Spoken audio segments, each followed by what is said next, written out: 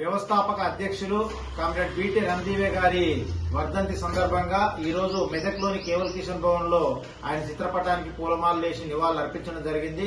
Comrade BT రణదీవే గారు స్వాతంత్రోద్యమ కాలంలో స్వాతంత్రోద్యమానికి ఆకర్షితుడై ఆనాడు స్వాతంత్రోద్యమంలో పాల్గొనడం కాదు, స్వాతంత్రోద్యమంలో మొత్తం భారత కార్మిక వర్గాన్ని కదిలించడంలో, బ్రిటిష్ పాలనకు వ్యతిరేకంగా కార్మిక వర్గాన్ని ఐక్యపరచడంలో తాను ముందుండి పనిచేసిండు.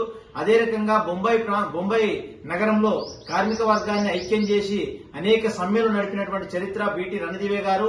ఆనాడు ఐక్య పోరాటాలు నడపడం కోసము, భారత కార్మిక వర్గాన్ని ఐక్యం చేయడం కోసము ఆ రోజు ప్రత్యేకంగా సిఐటియును ఏర్పాటు చేయడం జరిగింది. సిఐటియు 1970లో ఏర్పడ్డప్పుడు వ్యవస్థాపక అధ్యక్షులయ్యి ఆ తర్వాత దేశంలో రైల్వే కార్మికుల సమ్మె, అనేక పారిశ్రామిక కార్మికుల యొక్క సమ్మెలు నడిపి కార్మిక వర్గ ఐక్యత కోసము తను పనిచేసే వరకు 1990లో చనిపోయే వరకు కూడా ఆనాడు సిఐటి కోసం పనిచేసినటువంటి కార్మిక వర్గం కోసం పనిచేసిన గొప్ప నాయకుడు బీటీ రణదీవే గారు.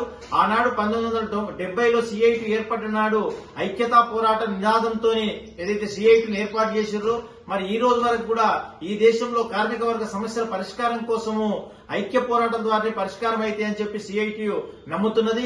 ఇప్పటి వరకు అనేక దేశవ్యాప్త సమ్మెలు జరిగితే దేశవ్యాప్త సమ్మెల్లో అన్ని కార్మిక సంఘాలని, మొత్తం కార్మిక వర్గాన్ని ఐక్యం చేయడంలో సిఐటియు ముందుండి పోరాడుతున్నది. ఇప్పటికైనా ఈ దేశంలో ఈ లేబర్ కోడ్లు రద్దు కావాలన్నా, ప్రభుత్వ రంగాన్ని రక్షించుకోవాలన్నా, బ్యాంకింగ్ సెక్టార్ ను, ఇన్సూరెన్స్ సెక్టార్ ను ప్రైవేటీకరణ బారి నుండి కాపాడుకోవాలన్నా ఐక్య పోరాటాలు తప్ప మరో మార్గం లేదని చెప్పి సిఐటియు నమ్ముతున్నది. బీటీఆర్ గారికి నివాళులు అర్పించడం అంటే ఐక్య పోరాటాన్ని ముందు తీసుకుపోవడమే మార్గం అని చెప్పి సిఐటియు నమ్ముతున్నది.